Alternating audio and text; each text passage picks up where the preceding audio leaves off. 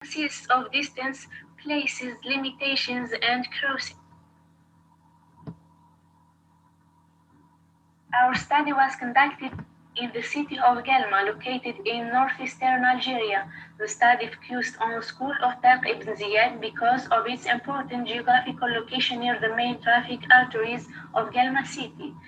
It is therefore space of enormous potential conflicts between vehicle and vehicle pedestrians, and therefore presents itself as a privileged accident-prone place. On the pictures, we see pupils facing dangerous situations.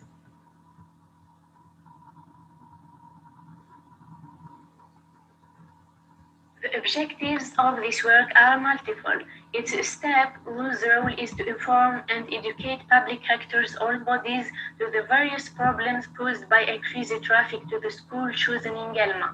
Then, to strengthen the mitigation measure by implementing specific programs to improve road safety, and this in order to increase sense of improvement of road safety and protection of pedestrians in general and pupils in particular. In order to properly address the issue, the survey diagnosis must be conducted around school and its surrounding to cover topic completely and comprehensively. This information gathering can take the form of a simple data collection based on direct observation, a school survey by questionnaire with the student and their parents, semi-directed interviews with different actors as source of qualitative information.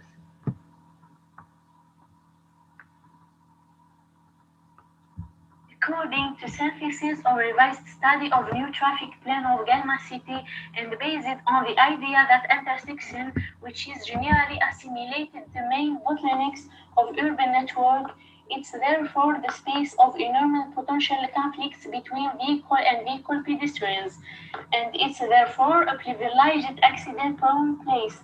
For this reason, special attention was paid to this intersection, which were selected and investigated with technical services of Transport Directorate of Gelma. A few meters from the selected school, we find the intersection Debsuk, which is characterized by a huge motorized flow that exceeds 17,868 vehicles, an unbalanced and unchanneled pedestrian flow on the different branch of intersection instantly generated mixed conflicts. 379 pedestrians crossing the 1st November axis for 928 pedestrians crossing Kibruti Ben Sheikh axis, 37 pedestrians crossing the street of Gehdur Tahar for 693 pedestrians crossing the street leading to Shumanever, anarchic parking inside the intersection, in existence of no parking seams, in existence of crosswalk, in even side resulting in reduced visibility of access to intersection. Therefore, it's recommended to improve the existing condition to ensure safety of passengers, including children. The aspect of road safety in vicinity of schools requires for all infrastructure in school to be the subject of an expertise in the development of spaces to be preserved to ensure the best possible safety of school population in the immediate vicinity of primary school located in the various respective area of Gelma cities. Primary schools in Gelma represent 69% of schools with a total of 58,430 pupils who often travel to and from school on short and long distances that are unfortunately still not sufficiently safe. In 2019, local authorities have launched a vast program to rehabilitate a total of 250 primary schools in Gelma region. These renovation actions include important and varied works according to the need of each school, which will improve condition of schooling for pupils. Unfortunately, the rehabilitation only covered the interior and exterior architectural aspect. In this regard, the exterior installation guaranteeing safety of school population were not taken into account. As a result, Schools built in the city of Galma in general and Tariq Ibn Ziyad schools in particular are characterized by huge deficiency in terms of security installation, particularly at peak hours. To the testimony of the school director who plays the role of managing the school and educational activities, and at the same time he was a member of an association in collaboration with parents of people to improve problems faced daily by their children. The association's activity has ceased on 2011 because the majority of parents are not aware enough to be involved in collaborative activities, and they do not know their assigned missions. It means the problem experienced daily by them and their children, which cause conflicts between members of association. These associations it used infiled beyond its scope. In summary, there is difficulty of answering collaborative solutions in an environment that is not sufficiently trained and aware to welcome the concept of participation as actor.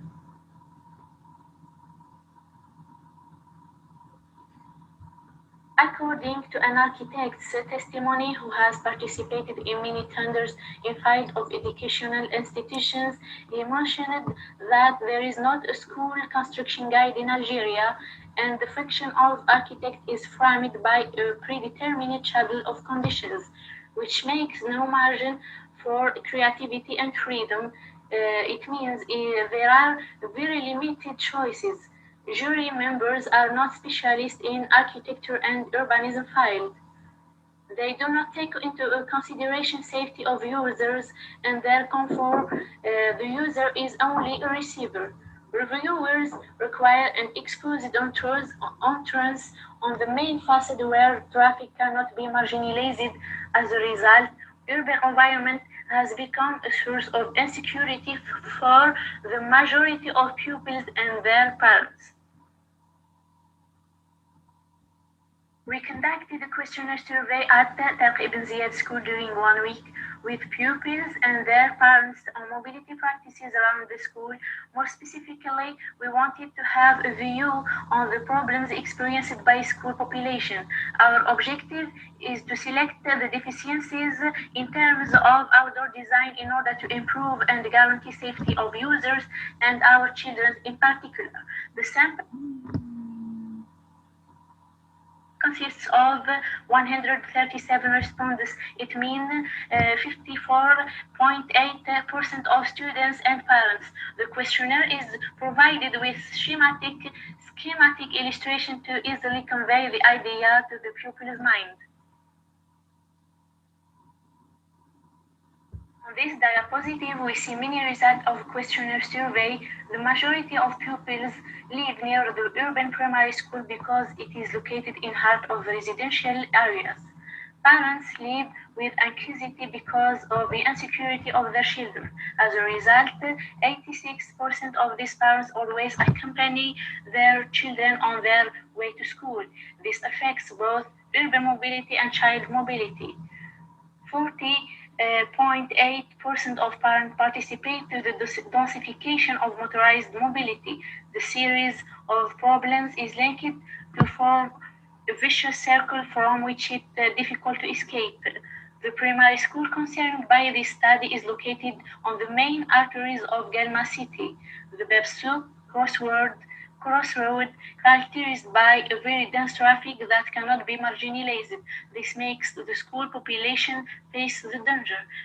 According to the observation in city, the majority of urban transport buses and university transport cross the school. This problem constitutes the point which makes parents leave the anxiety and gives rise to other problems. The main reason that prevent parents from allowing their children to go to school alone is there is road insecurity, with 71.5% of parents mentioning this reason before other reasons like age of child or distance school home or social insecurity. 86.1% of students are accompanied by a family member. which confirms that there is no cooperation between families to limit children's mobility to school. Despite the fact that the school population lives close to their school, 31.3%, only 5 minutes away, 86.1% of the pupils are accompanied by a family member. This confirms that there is a feeling of insecurity in the vicinity of the school. Concerning deficiency around school among parents with vehicle, 60% of respondents felt that they had difficulties accompanying their children to school by car. 57.6% confirmed that there is no parking. 68.6% have difficulties related to the exciting flow around the school. 78.8% indicate that there is no enough space near the school for parking. 78.8% of parents surveyed indicated that one of hazards around the school is bus density. 3 bus stops right near to the school. There is a great deficiency in terms of exterior landscaping that guarantees safety of our school population. 40.1% report that there is a lack of road signs. 45.9 indicate that there is only almost invisible crosswalk, sidewalk, parking entrance. So this modest work focuses primarily on situation in the vicinity of primary school. This problem also affects middle school and high schools. A situation of particular concern that requires to follow a detailed guide for the construction of educational equipment, to work in partnership with all the parties concerned to provide sustainable solutions to this recurring problem. All stakeholders must act as a central pivot in this collaborative process, as they are in a better position to know safety needs of school children. As a key player in the development of the local transportation plan, he may be called upon to conduct consultation to identify all issues or concerns related to the safety of students in an active transportation context. Because of his or her position, school director is the best able to respond and raise awareness of this issue at various levels of governance. And thanks for your attention. Thank you very much, Dr. Miriam. Thank you very much for your presentation. Actually, the topic of safety is one of the very important topics. Just a moment, I would like to stop this. We were just getting so swamped. We couldn't see a word. Okay. So thank you very much for your presentation, Dr. Miriam. Very important topic. Always the topics related to safety are very important topics, especially when you are talking about schools. So it's very, very important to discuss these issues and to study academically how to handle these problems. So now we are having time for the roundtable, for the fifth roundtable for today, and now we still have time for questions and answers. So I would like to welcome all your questions. So I think. So I have a question from Dr. Riham Nadi. Hello, everyone. Do you hear me? Dr. Riham? Hello, everyone. Do you hear me? Yes, I can hear you now. Okay. Well, I have a question for the second paper by Dr. Miriam. Yes. I would like to congratulate her for her very nice paper and very nice topic too. But I had a question. which is there any application or any example that achieved her final matrix? I expected that at the end of the paper, I would see an example for a modern architecture that achieved all the characteristics that she talked about in the paper. I don't know if she have searched for something like this or not. Thank you. Thank you, Dr. Riham. So, Dr. Miriam, would you like to elaborate on that?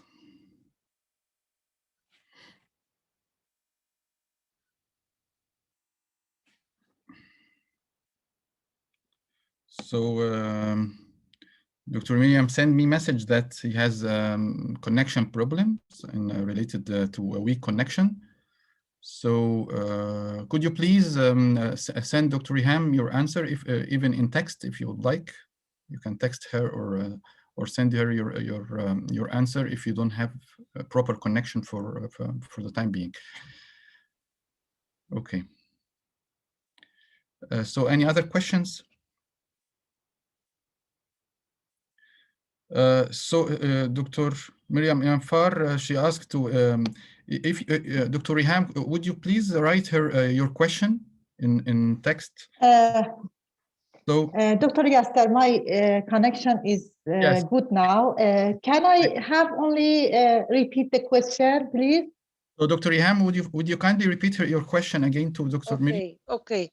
I was asking about if you have searched for an example or an application that achieved the final matrix of the characteristics of modern architecture and how to apply all the points of coherence and so and so and so, or this is you conducted or concluded this matrix and then it will be in another research that you can apply these points.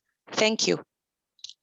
Yes, doctor, exactly. It is, I did this limitation for my study. The sample will be for future studies. It is the complete full methodology paper.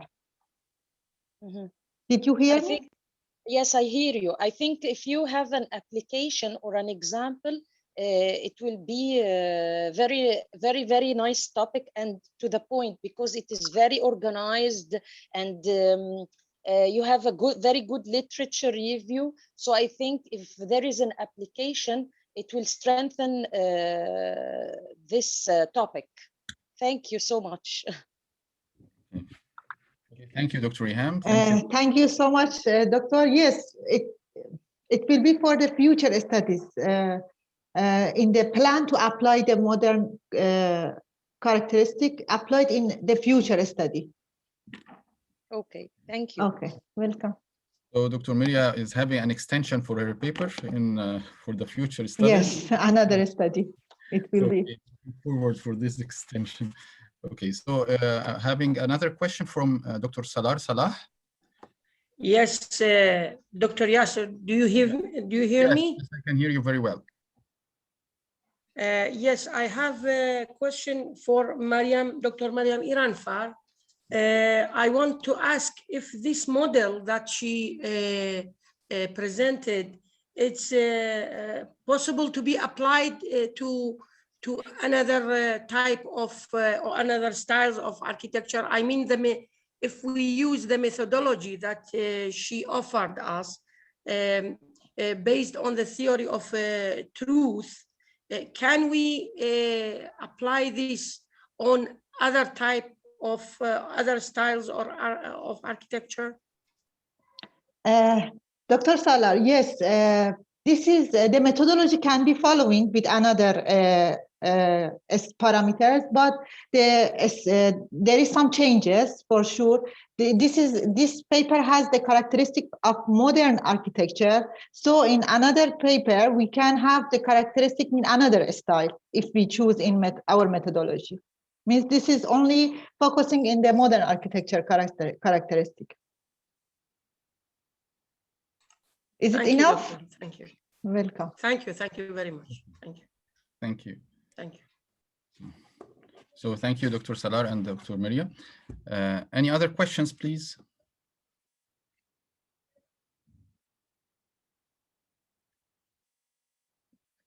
Anyone else would like to have to discuss any, is having any question or any comments for the previous papers? Okay. Okay. Well, I would like to thank you all. Thank you very much for the very interesting presentation. Actually, this session was very rich of very important papers and very diverse papers. This session entitled Environmental Studies brought together presentations at different levels and scopes, including landscape perspectives, building height ratio, Mediterranean climate, and many other interesting topics. Also, in the second half of this session, we had many topics related to modern architecture, architects' work analysis, and modern architecture and safety issues. Actually, we had great diversity of topics and fields related to this session. So would like to thank you all. I was really happy to be a part of this session.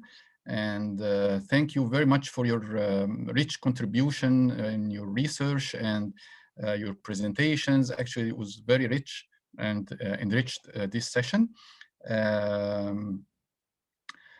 We'll be continuing the second session in this today will be about building sustainability. So we are continuing on the environmental theme, and we're having a complete new session about building sustainability, and we will continue with Dr. Haider Ali. So if you are interested in this topic, just stay connected, and thank you again for your presentation. Thank you, Dr. Yasser. If Dr. Haider is there, he can take the platform and he can start if he is available. So Dr. Haider. Okay, yes. Dr. Haider. I'm available here. Yes. Thank you very much. You can Yes.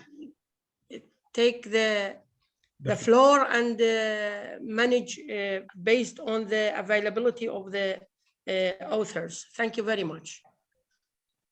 Okay, so shall we start right now? Yes, you can start, but let us first to check if the authors are available for the first round and second round. The first round, the first three papers, if they are available. First is yours, I think. Yeah, first is my keynote speech. So it will be after that there will be another two papers. I think the paper is Muhammad Ariful Furqan. Is available here. Muhammad Ariful Furqan. Ariful is ready, sir. I am co-author with this paper. Maybe he want to go toilet a little bit. Thank you. Okay. Borju, what about Dr. Borju? Yes, we are here. Okay, so good. Okay. Yes, okay, Doctor, you can start, then we can catch up with others.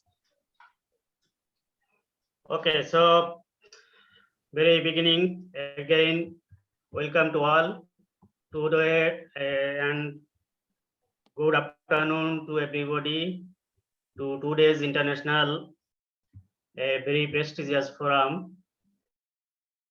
And due to the pandemic, we are very much restricted to our house, so we are meeting virtually. So this is very nice to meet you all virtually. So this session actually architecture and technology, that means building sustainability. So the previous session we already observed many very good interesting topics regarding sustainability already presented in this session. And also this session we have very good papers. And I would like to first thank all the authors and co-authors and even the participants from across the globe to attending this international forum.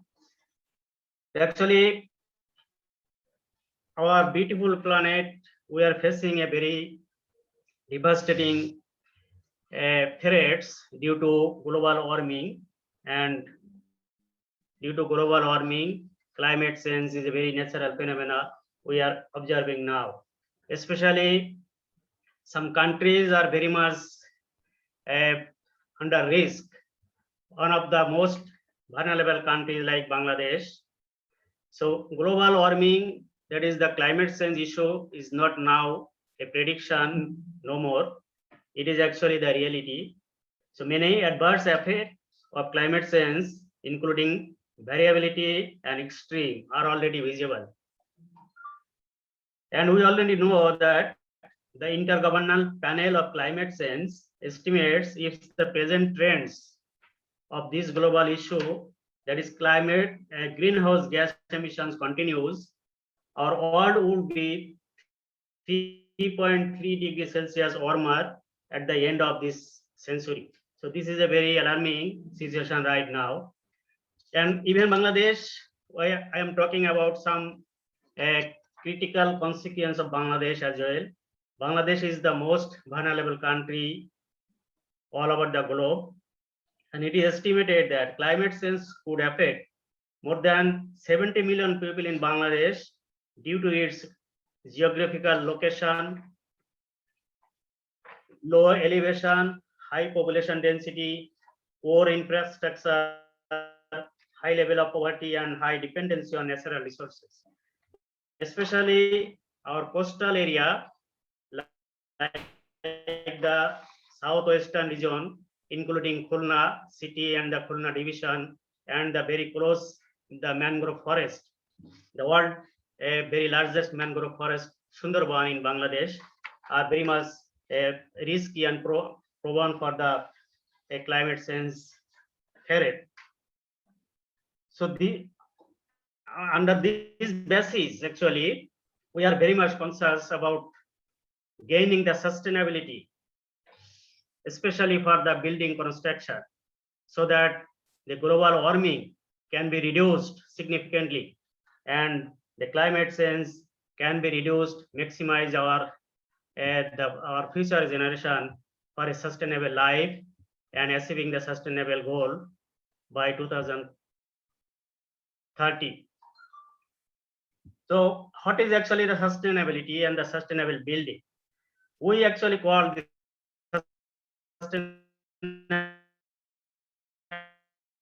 sustainability building or sustainable building is like the green building plan.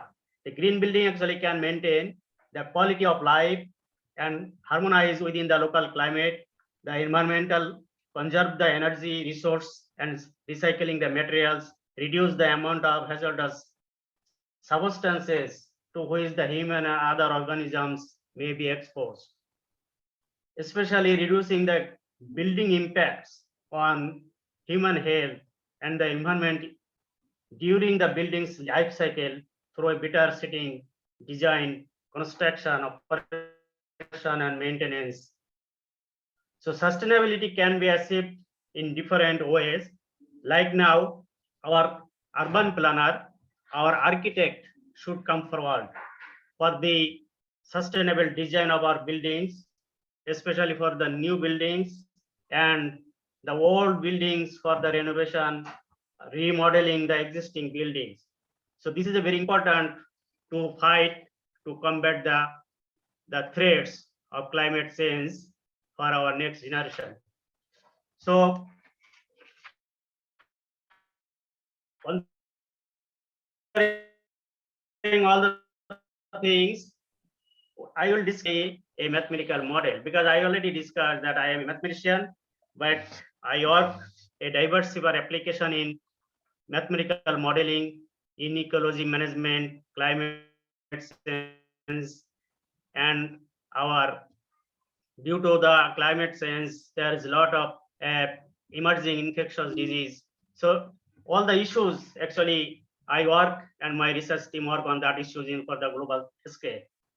So I think this would be a little bit a different flavor, because the topics will be mostly mathematical perspective, but is the application in real situation, how mathematics can be applied to describe the changing phenomena and to interconnected our building construction, our natural climate change issues, and even our human community.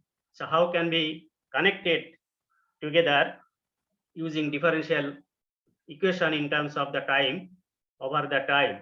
So just now I am going to play my keynote speech first, and then sequentially I would like to call the authors to present or to play the video here.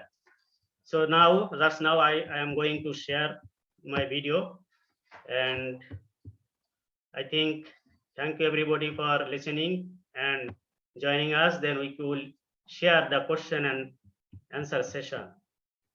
So thank you. And Arush, are you seeing the video?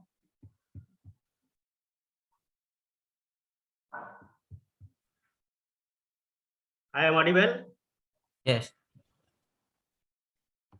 Okay.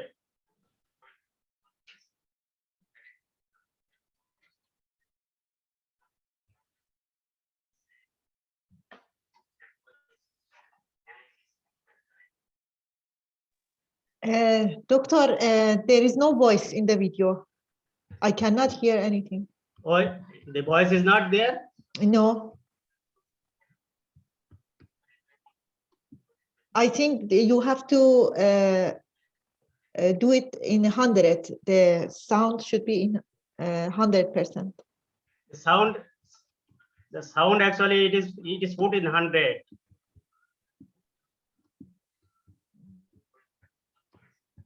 But we cannot hear the voice. You cannot hear again? No, we cannot hear.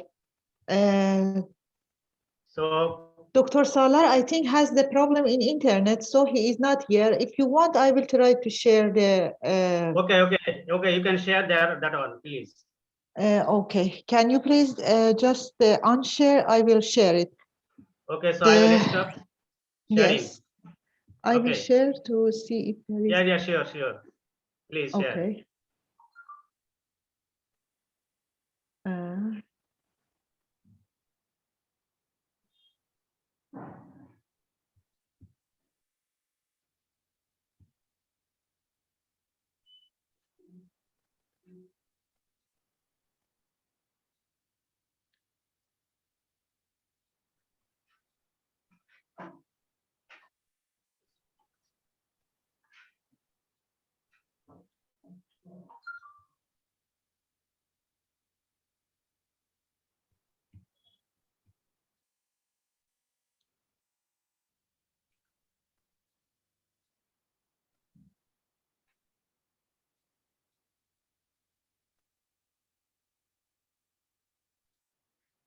Can you hear the voice when I share? No, the voice is not. The voice is not there? No, the voice is not, sound is not clear. I am also making 100 now. No sound. No sound again? No.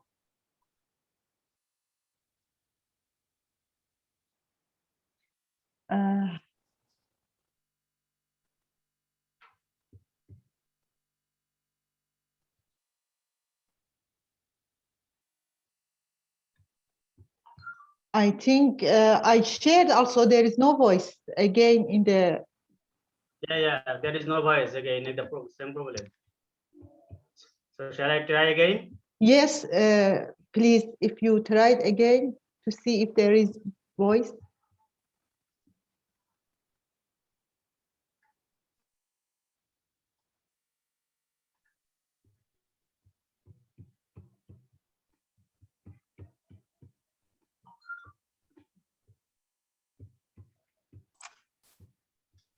Dr. Haider, the voice of your YouTube, maybe it is low. So please check out this also. Thank you. No, my YouTube voice is very loud here. I am.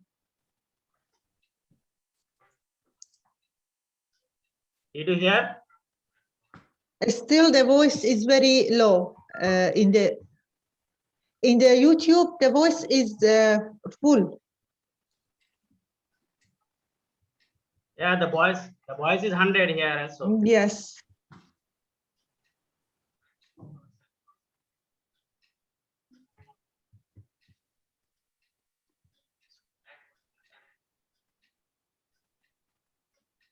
So do you understand? Do you hear this one?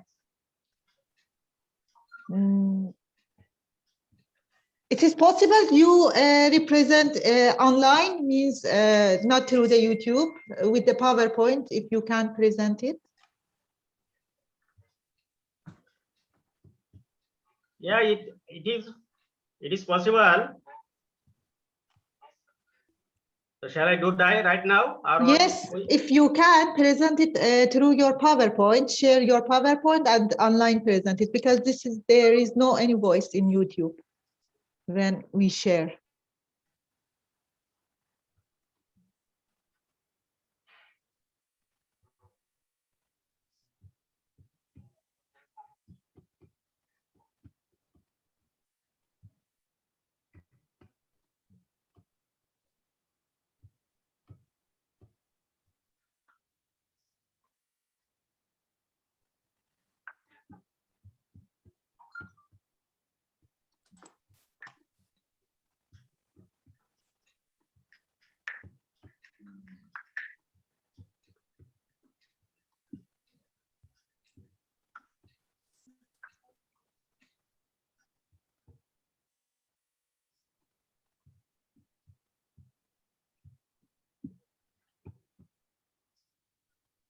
so is it visible right now?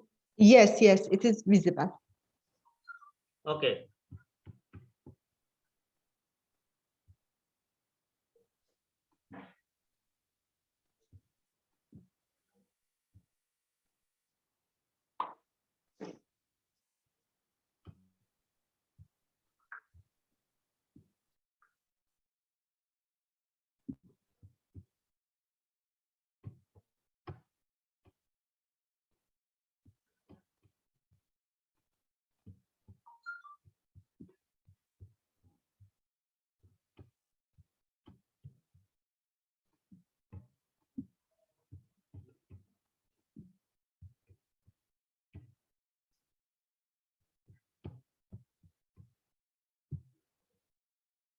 Can you see the full screen right now? Yes, doctor, we can see the full screen right now. Okay, so thank you everybody, and sorry for the interruption about the video. I don't know if the video is clear from here, but I don't know why the sound is not there. Professor, it is ready. Sorry, I have just realized.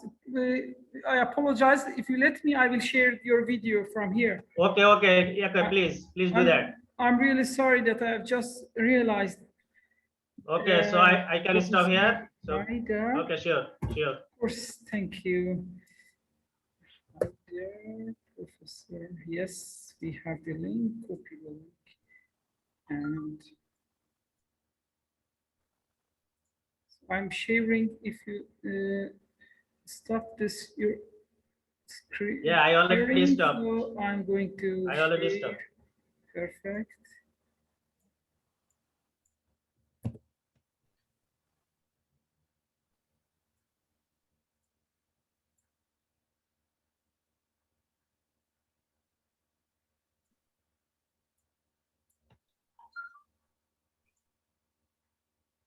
Welcome to all participants attending from different parts of the world. Hope you all are safe and well during this critical time of this global pandemic.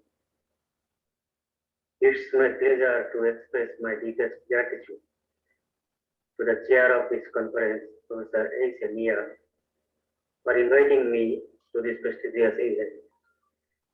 I am Professor Haider from Khulna University, Bangladesh, I am a mathematician, but my research topics includes dynamic optimization techniques applied to biological models. Particularly, I work on diverse applications of mathematical modeling in ecology, environment and climate change, and again, emerging infectious disease. Hope this conference will bring and open a unique forum and opportunity to work together and make a connection, international networking for collaborative research on the global issues. So thank you everybody and thank you to all.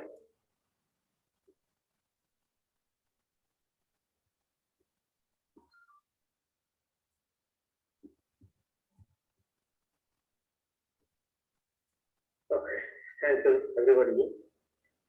Welcome to my presentation. The topic of my talk is the Methodical Model applied to green building concept for sustainable cities under climate change.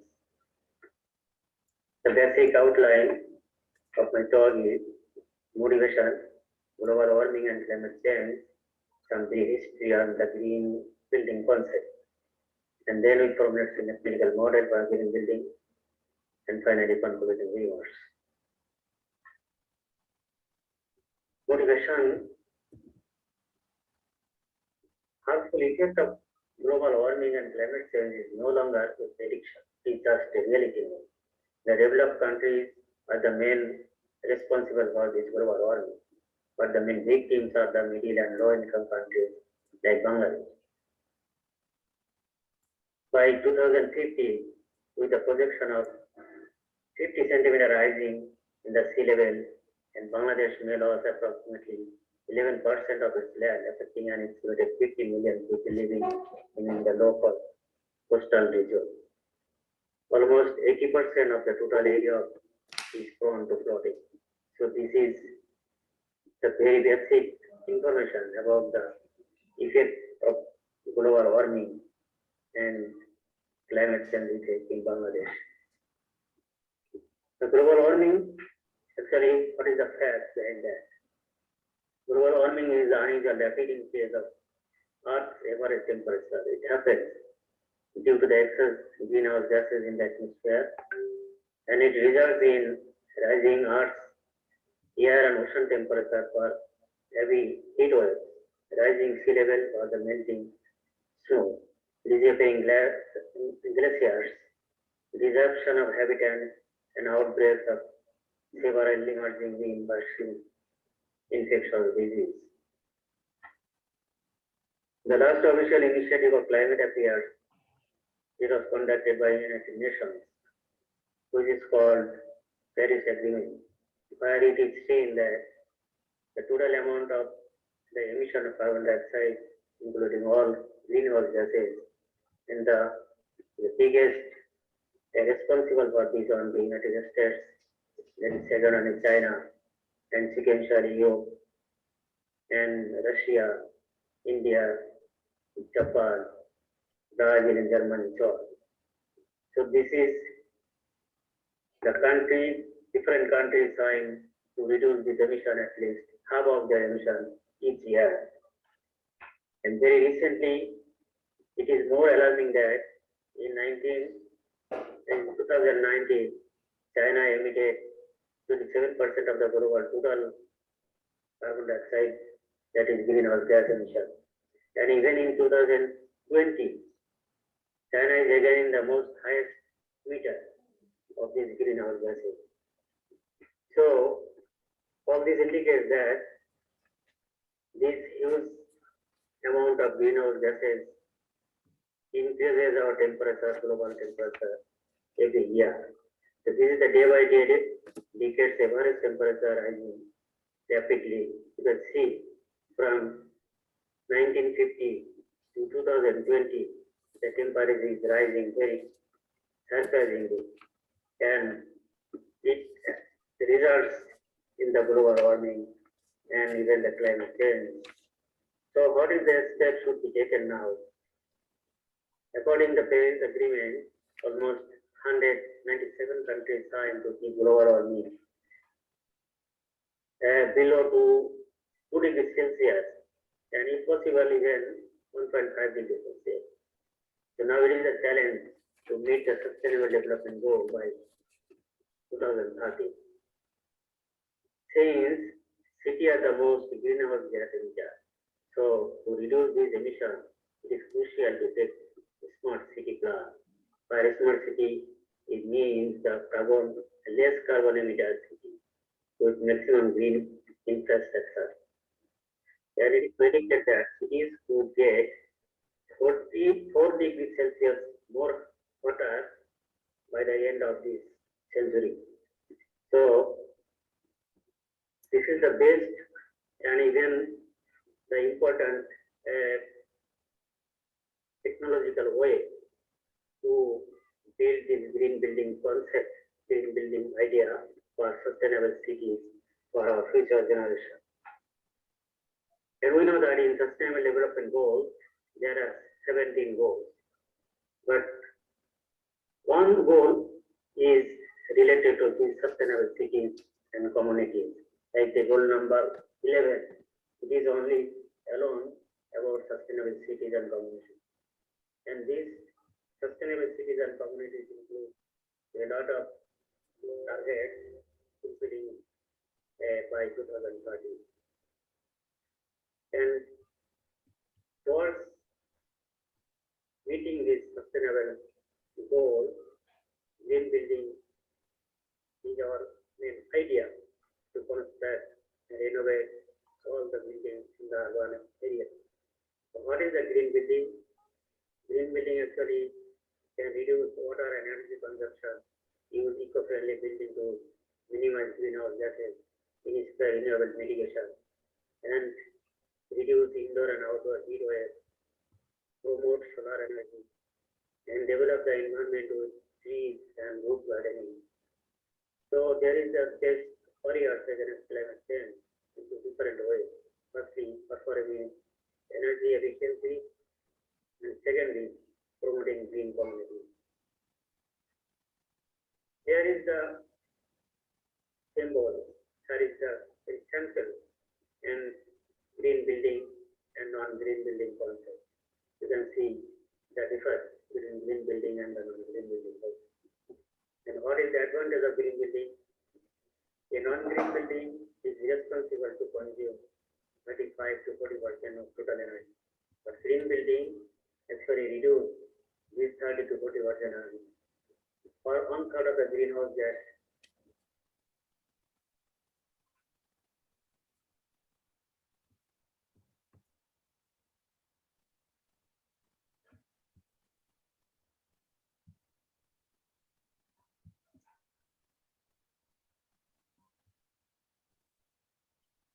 The sound again though not audible, right? Yes. It is not audible now.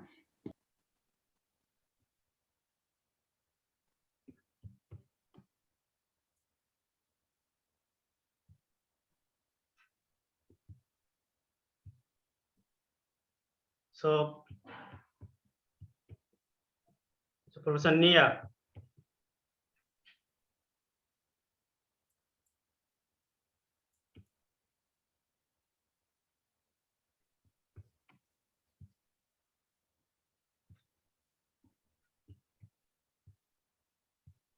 I don't know the problem. I think from the uploading the video I got. From here it is clear. So what should we do?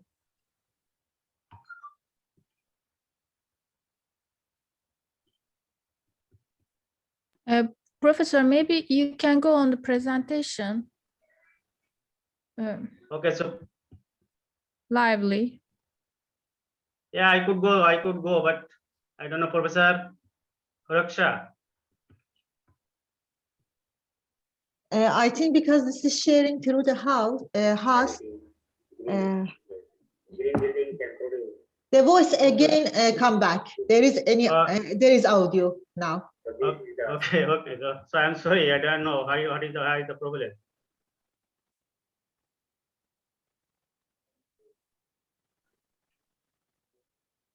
But again, there is no voice. When they redesign the new buildings for the sustainable city. So we'll consider here 4 state variables, considering 4 components in different states. Actually, the first one is the green building. So we have to maximize our green buildings in the urban area or the sustainable city. For the sustainable cities, we look, the main idea is to reduce the greenhouse gases. And then our human community should get benefit from this green building. And also, green building can produce several energetic ingredients. So we consider here 4 components in terms of differential equation we formulate with nonlinear mathematical modeling. And our idea is number of green buildings we denoted G, amount of greenhouse gas emission is C, ingredients is like I, and the human communities of a certain area is A. There are several other parameters and some growth rate for constructing this type of model in this study. So here, considering all these above things, our basic assumption actually to describe the probable change in the greenhouse emission rate after observing by the green buildings. To discuss the impact of the green buildings on greenhouse absorption of our human community and establish the green buildings against greenhouse gas emission reduction. So all the things will be analytically proved, and then it will be verified numerically to show the effectiveness of this green building idea. All these variables can be reconstructed in terms of differential equation, like these 4 differential equations, number 1, 2, 3, and 4. You can see this is actually the time derivative with respect to time. Over the time, we can make a dynamic equation. This is a very simple differential equation, and it is very uniquely described how necessary, how mathematics can play a role to describe our everyday dynamical problem in our real life. So this mathematical problem should be first verified analytically, because every equation should have a unique solution, and solution should be exist and it should be unique. So this is called the existence and uniqueness, and this is actually the well-posedness of the model. So all the well-posedness have been verified using positivity test, equilibrium points analysis, and stability analysis by analytically. Then analytical results have been verified using the numerical simulation, and the simulation parameters have been actually taken from the recent updated data from different international organizations. Even the World Economic Forum, we can take the data and make these parameters calculated for the numerical simulation. Now here you can see the numerical simulation of the proposed model is very clear from the figure that if we take in together all the components together, you can see by observing greenhouse gases, the green building produce amount of energetic ingredients. That is, green building is increasing, and also the emission, the greenhouse gas is increasing, and the growth rate of the ingredients, it is actually decreasing. And our human community is increasing, because human community is taking benefit from this greenhouse green building idea, renovation of the green building idea.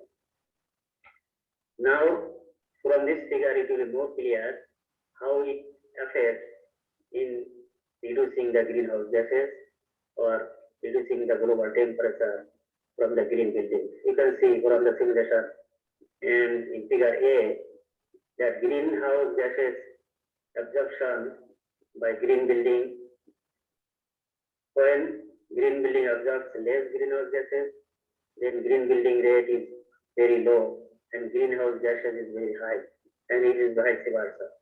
Because when the absorption rate is higher or green building is higher, because it depends on the green building. When green building is renovated, much more green building all in the city area, then it will absorb much greenhouse gases, and then greenhouse gases emission will be reduced. So this is the fundamental idea. And another figure here you can see, if the green building absorbs low greenhouse gases, it generally possesses less immediate yield. And in the similar way, it shows that human community, if the human community increases, then the green building gives more ingredient to the human community by absorbing more greenhouse gases. So this is very important, and it is shown that if we can increase the green building or in the city or the sustainable cities, our greenhouse gases can be reduced significantly, and which can reduce the global warming for the sustainable development goal and for the sustainable cities for our human communities. So our findings tell that mathematical model is actually very interesting fundamental tool to describe the time-varying dynamical behavior of our real system. So this model suggests that human activities, especially building technology, is responsible for existing greenhouse gas emissions. As a result, the Earth's climate as well as atmospheric temperature are rapidly change. The amount of greenhouse gas is proportionally decreases with the increase of green building. The production of ingredients and absorption of greenhouse proportionally depends on the number of green buildings. So green buildings can enhance the ingredients and human communities by absorbing more greenhouse gases, and it will help for the sustainable development of our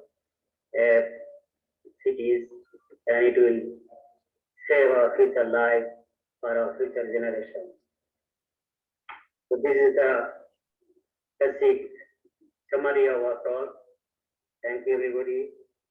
Thank you for your patience, and thank you, organizer, for giving an opportunity to share my research with these fundamental and the renowned scientists among global participants. Yeah. Thank you very much, dear Professor Dr. Haider, and sorry for interruption. You may continue. I'm going to. Okay, thank you, Professor. I think we may have several questions, but we can discuss the questions in our roundtable session. Yes. So I would like to call our next speaker, our next presentation, the graph database modeling on Malay architecture IFC data. Here, Muhammad Ariful Furqan or Gun Faisal. So I would like to play the video. I think the video is here, is okay. I don't know, it will be played clearly. I am playing the video and then see what happened there. So.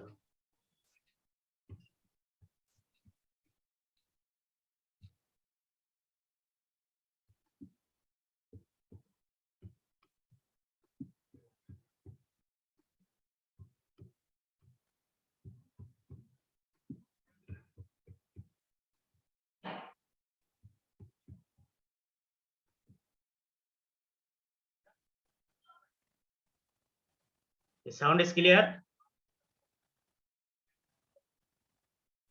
Dr. Haider, again, there is an audio problem, I think. Again, the problem same?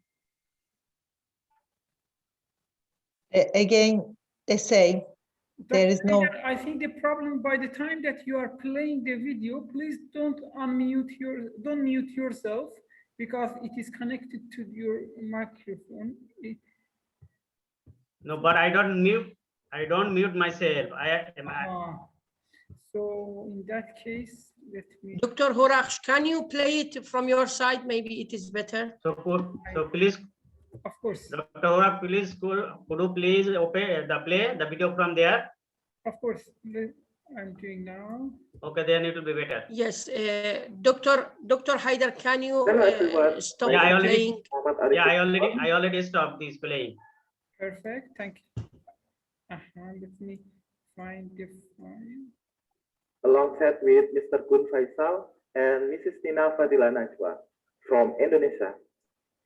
I would like to present our research paper about graph database modeling on Malay architecture IFC data for ICCAUA 2021. In this paper, we mainly discuss about the Malay-Indonesian architecture. Indonesia is a country in the Southeast Asia, which is the fourth most populous country in the world. And one of the population is Malay-Indonesians. They are ethnic Malays living throughout Indonesia. They are considered one of the indigenous people of the country. And the Malay-Indonesian society mainly live in Sumatra Island. This is Indonesian map, and Sumatra Island is this part,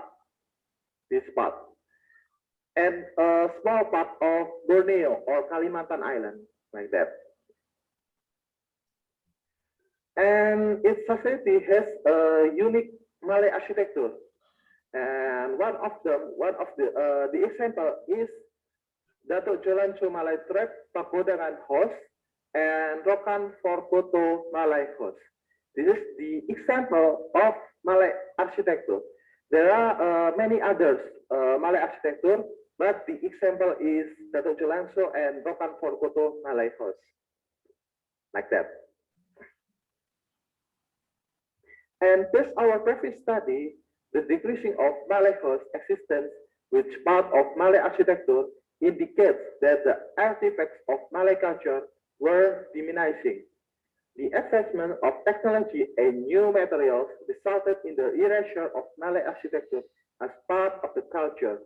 The effort to preserve Malay architecture was carried out by documenting, which in general can be used as learning material for the next generation. And this effort will be better if it is supported by a good information technology. Talk about good information technology, the example is graph database. So what is graph database?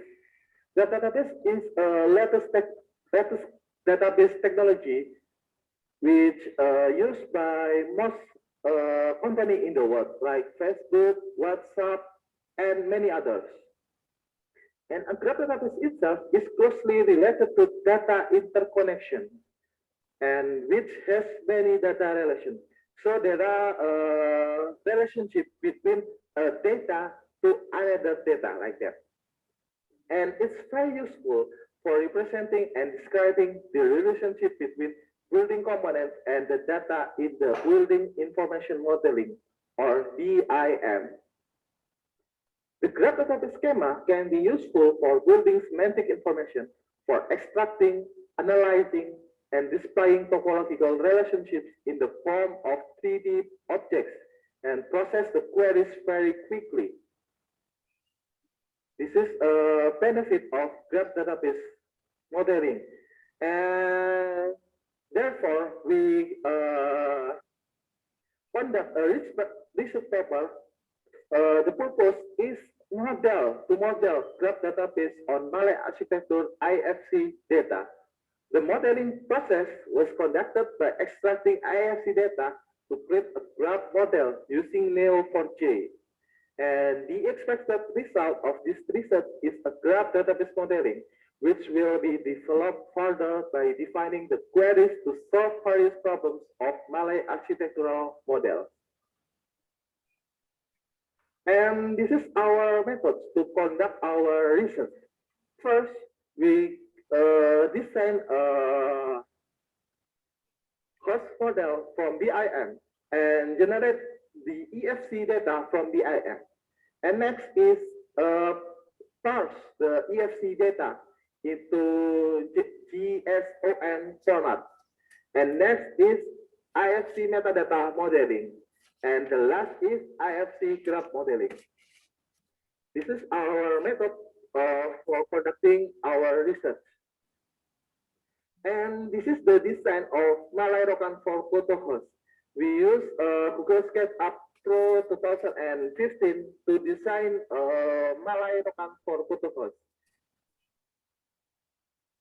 This is the original photograph of Rokan for photo Malay host. And this is our design of Rokan for photo host. This is the view from front side, and this is the view from side and rear view, like that. And based on host modeling, then we export the data into the IFC data format. And IFC itself is a file format that has been standardized with ISO 1030321 as a digital description of a built and environment, including buildings and civil infrastructure. And this is the content of the IFC file, which is has a script in that file. So there are some information about our design model based on the Google SketchUp, like that. So this is the IFC data code or script, like that. And after we get the IFC data, we pass it into JSON format.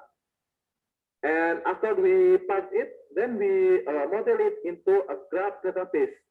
First, we model the metadata and then model the graph database or graph model itself. And this is the result of the graph model.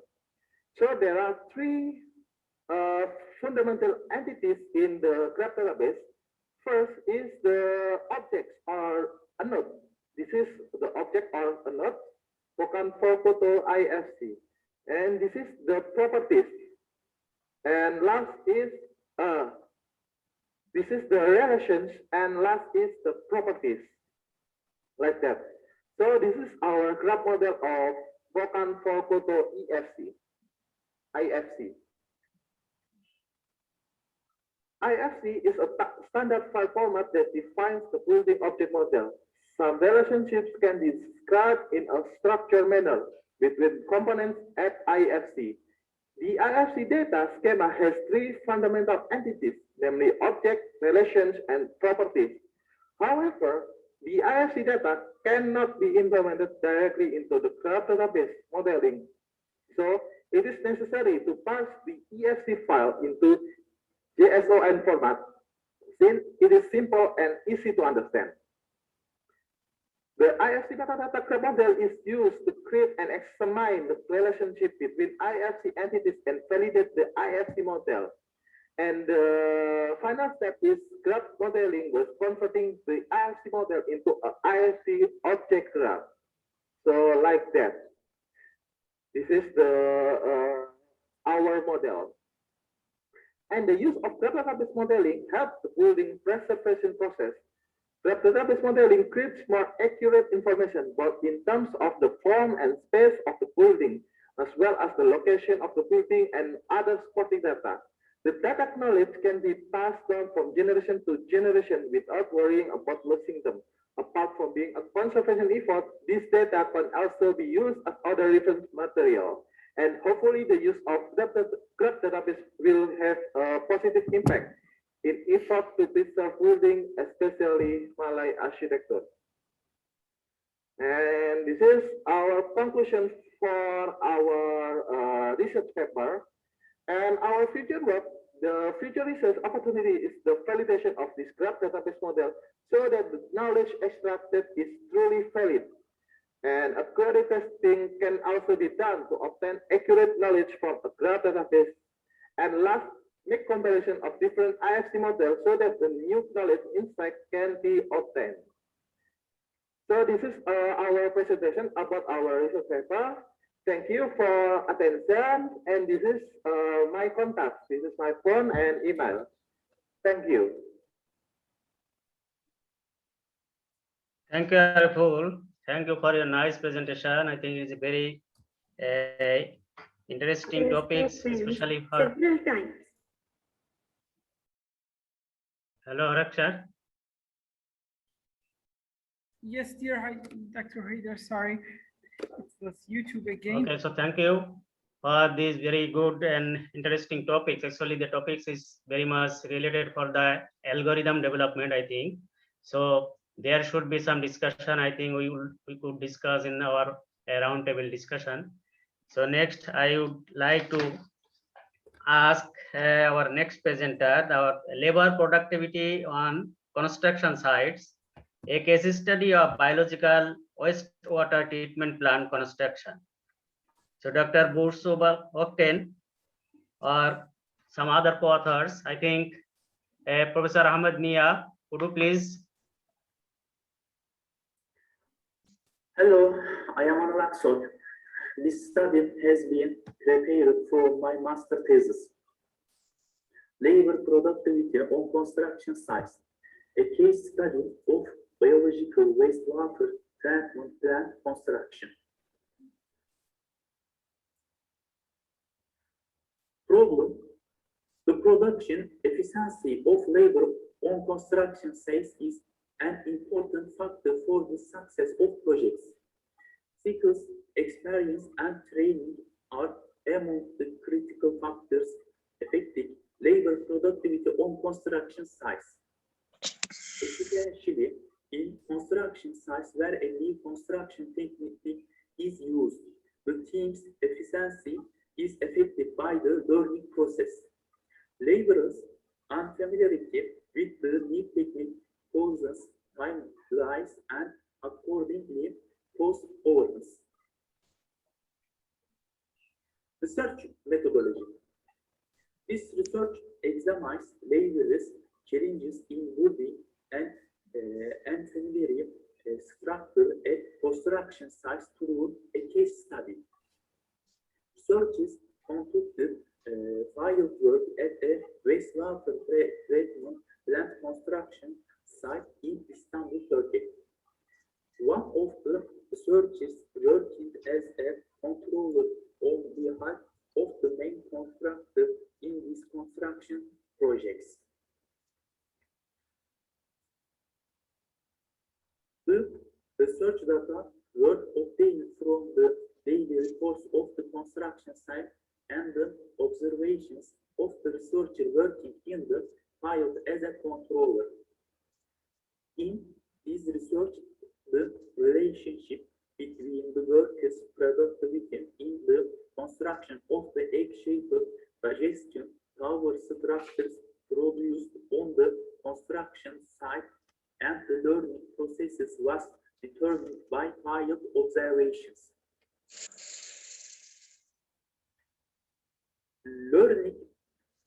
Learning processes on construction sites. The nature of the projects in the construction sector made it difficult to transfer the experiences gained in different projects to the field. Learning from mistakes and learning from past experiences issues are essential in improving the process in the construction sector. The studies indicate that there is a gap between the information people need in the files and the information obtained through pieces of training. According to that information, it can be found that work-based learning is an important learning method for the construction sector. The efficiency of construction projects is directly proportional to experience and skill. Workers must have experience and knowledge of the field in which they will work. Workers who lack experience on the construction site should be teamed up with experienced workers who have expertise. In addition, after a worker learns a production and repeats it repeatedly, the learning curve will increase over time. The time to finish the job will be shortened and the number of manufacturers will increase. Therefore, if workers do the same work with the same team, it will positively affect the workforce productivity. Labor productivity on construction sites. Labor productivity in construction projects can be defined as the amount of work done per person hour. In other words, it refers to the working time of the worker in hours for one unit of production. Labor productivity should not be confused with the concept of worker performance. Worker performance is the ratio of predicted workforce productivity to the resulting workforce productivity. In order to increase labor productivity, factors affecting labor productivity should be determined, and the extent to which these factors can be applied in the construction site environment should be determined. Therefore, the determining factors should be followed and measured throughout the production process. These measurements can also be made by mathematical modeling or various indexing methods. All input and output relationships should be measured and analyzed. With labor productivity measurement, correct and consistent answers to questions such as where the project is and how to reach better levels can be obtained. Casas et al. Found that physical factors as working at similar activities, design complexity and error tolerance were the three most influential motivators in their research. Case study. İstibaltı Limanı Biological Wastewater Treatment Plant Construction. The group started the construction of the İstibaltı Limanı Biological Wastewater Treatment Plant on October 2017 to transform the existing treatment plant into a biological wastewater treatment plant with a capacity of 1,296,000 cubic meters per day. The existing wastewater treatment plant will be converted into a biological wastewater treatment plant, and the resulting sludge will be burned in sludge digesters to obtain biogas, and the biogas obtained will be used to some of the electricity of the facility.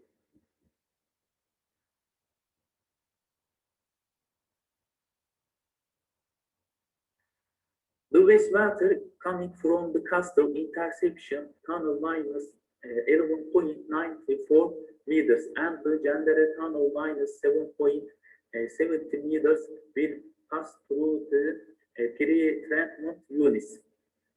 The units in its facility: stone separator, push screen, 11 pump unit, line screen unit, sand and oil holding unit, porphyry screen unit, a process tools, final settling tanks, sludge dispersal units, biogas production and processing units.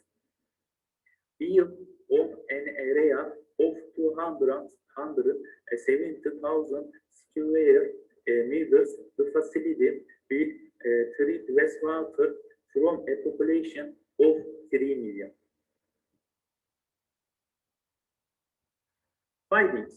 working as similar activities. In the construction of the treatment plant, there are 6 X-shaped reinforced concrete digestion tanks constructed for the first time in Turkey.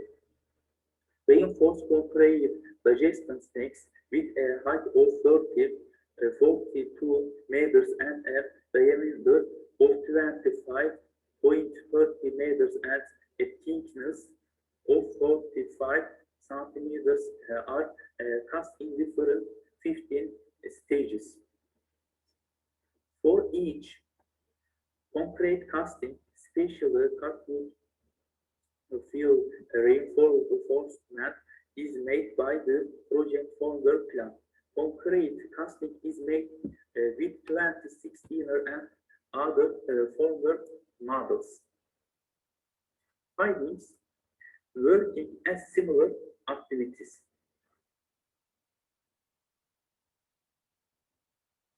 Labor productivity declines were occurring for workers who did not have such experience before. Since each casting was made using a different formwork model at different angles, the learning curve of the workers did not increase as desired. During the process, workers gained practice in constructing this different form, which they are not used to, and production processes accelerated.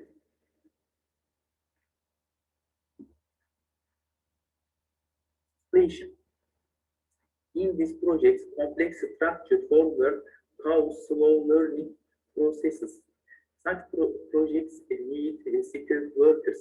These types of projects need experienced teams.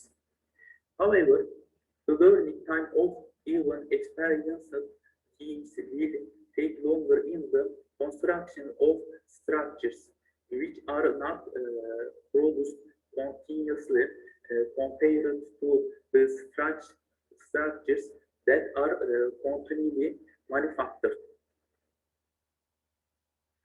Great care should be taken to ensure that the design and composition of the products facilitate the production and accelerate the production flow during the project phase. In addition, the communication of the technical personnel with the workers must be correct and complete. Workers should be given adequate training and information. The same workers should be assigned the same tasks so that they gain experience and skills. New inexperienced workers should be employed together with experienced workers to gain experience. Thank you for listening.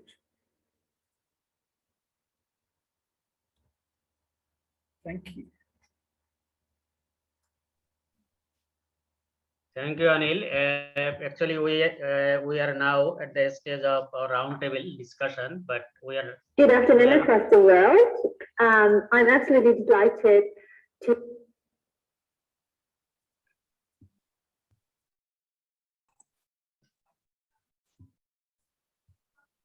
Hello.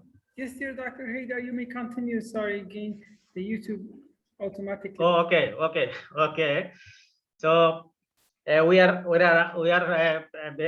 very short of time now, but yet we have the discussion round table now.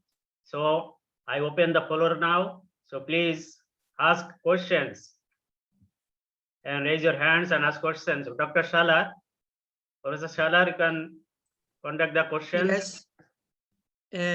Thank you, Dr. Haidar. I have one question regarding the Muhammad Ariful presentation regarding the graph data based modeling. I wonder if he can tell us how much it is possible to be this model that he present compatible or adaptable with the simulation programs like Revit, 3D Max, or sophisticated programs like Energy Plus, etc. He mentioned that it is working with Google SketchUp. Am I right? Yes, we're working with Google SketchUp, Dr. Salar. Do you have idea how much this can be successful with another types or not? If we conducted the research, we implement the IFC. So the IFC itself is generated from the BIM modeling like Google SketchUp, Revit 3D, and etc. ArchiCAD, and etc. Like that, Mr. Salar. Okay. So it's possible to generate the IFC data using another tools. So like that for my answer. May I can some opinion, sir? I think Yes, AFC sure. data is the basic language for the transport to the another software. We talk about the software like a BIM software, ArchiCAD and Revit for the BIM. It is same data, but to use in the sketch, to use in the ArchiCAD or to use in the Revit, we have some general data. And I'm in Indonesia using Revit, Autodesk Revit, and you using the ArchiCAD. We must do the same the EFC data to can open another software. I think it's used for the IFC data. So another software if the same level of the language like AFC data, grab data database model, it can use another software. Thank you. So actually, what about the error tolerance? That is the efficacy of your results. How can you confirm the efficacy of your results or the tolerance? Did you test the tolerance? What is the error estimation? Like error estimation from your results? Yes, sir.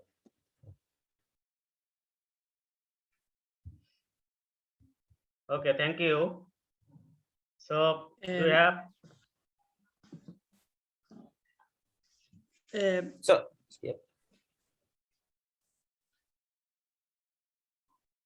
Other questions from Dr. Haider, do you hear me? Yes, sure. I'm hearing. If there is no any other question, I have one question for the last presentation. Okay, so please. I want to ask the presenter.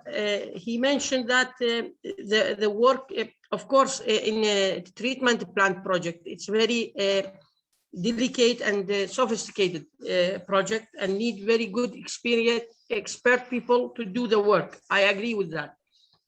But what about if we hybrid or mix the skilled people with the unskilled people in order to train them, and for example, with not more or 15% or whatever. Did he think about this process or not? Thank you.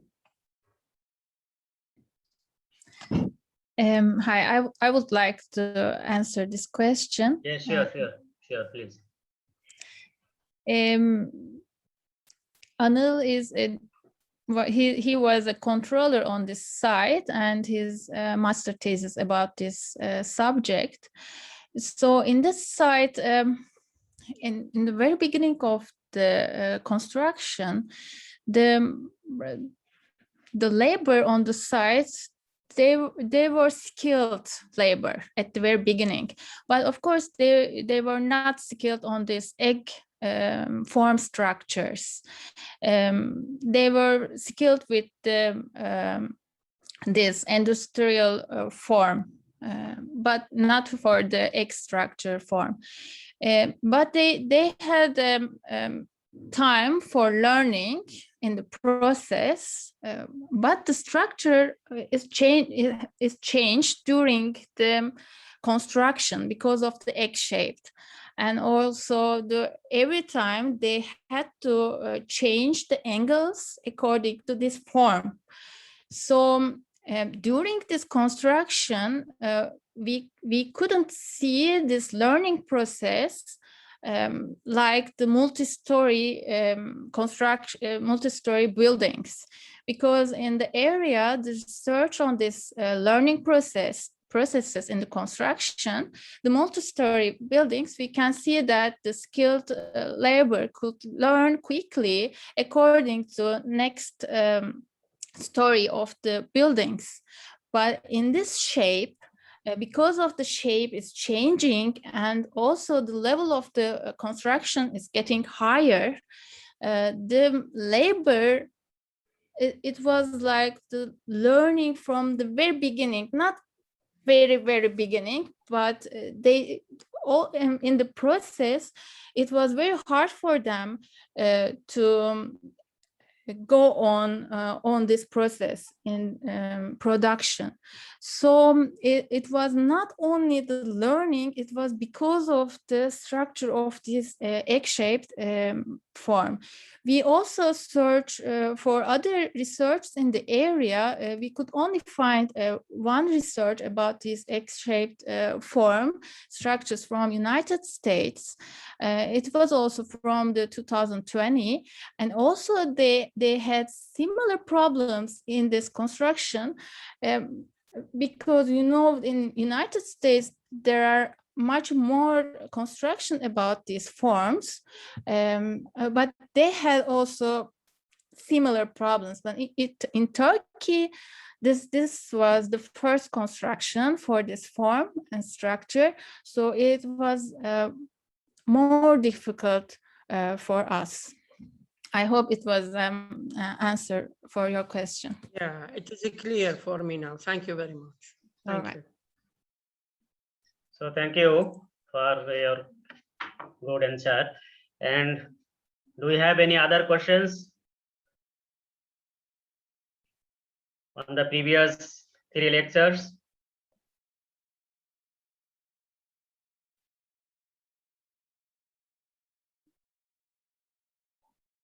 So if there is no other questions, I think we can go forward for the next presentation.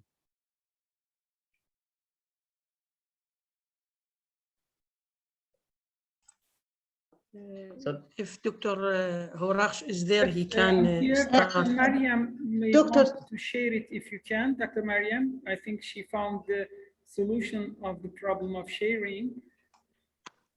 That's why I will share now another. Okay. And Okay, so the hint is that by the time that you are clicking on the green button, page will come.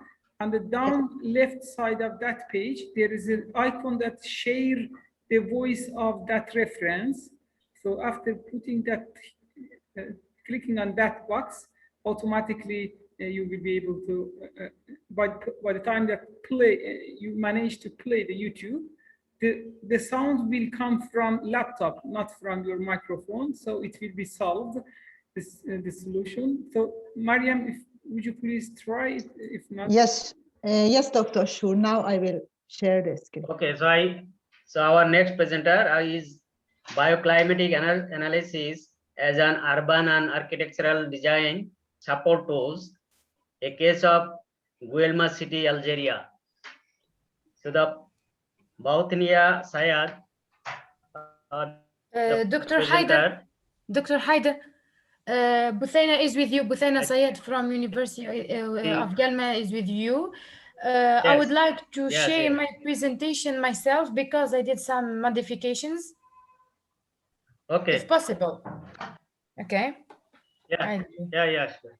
Okay.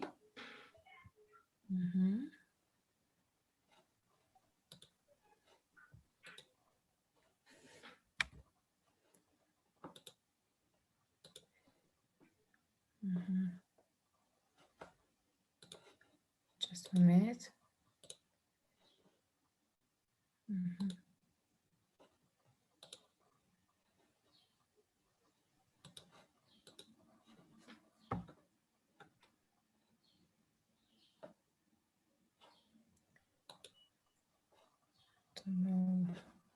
And let's check the sound of this one. I think Mariam may have a problem. So I'm check. Shall I share? No, it was late. Next time, my dear. Just stop here. Here today to share with you a presentation about the role of climatic analysis in urban and architectural design process. As a city specialist, our common goal is to design and build sustainable and resilient cities. In the current context of climate change and its effects in urban areas, adoptive strategies that combine technological innovation with locally adapted and climate-appropriate solutions is the key solution to long-term environmental problems. However, taking into account the climate parameters is the first step to save energy and achieve the human comfort. Climatic design is the process that takes into account the climate and environmental conditions when designing for optimal comfort with minimum outside energy use. Key works recognized throughout history have approached bioclimatic studies, namely Design with Climate, Bioclimatic Approach to Architectural Regionalism by the Brothers Audier, Man, Climate and Architecture by Giffoni, Traité d'architecture et d'urbanisme bioclimatique by Leibert and Hurt. As often mentioned, the main aim of our study is to highlight the role of bioclimatic analysis and design operations at both urban and architectural scale, of which Galma's agglomeration is our case of study. As shown in the graph, our study is organized in two main steps. The first is to draw up an updated climatic report for Galma's agglomeration based on the evolution of the mentioned climatic parameters: air temperature, rainfall, insolation, and winds. The second step is to conduct the bioclimatic analysis. We have to define the bioclimatic stage to which belongs the city of Galma, as well as the climate periods and the thermal zones.